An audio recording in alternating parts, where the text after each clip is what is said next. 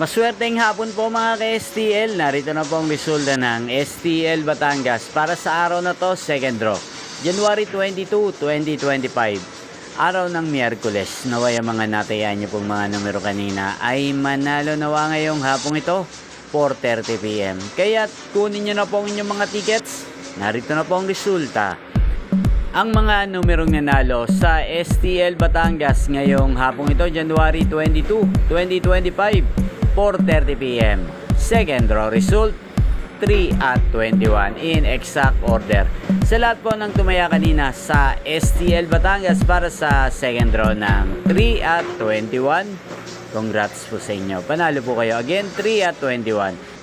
At ngayong hapong ito sa STL Batangas, sa atin pong i-shoutout si Kuya Enrique ng Batangas.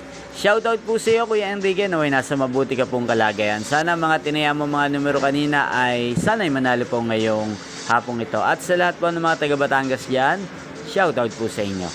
Inyo pong napanood ang resulta ng STL Batangas sa channel na to, Roderick Hernandez TV.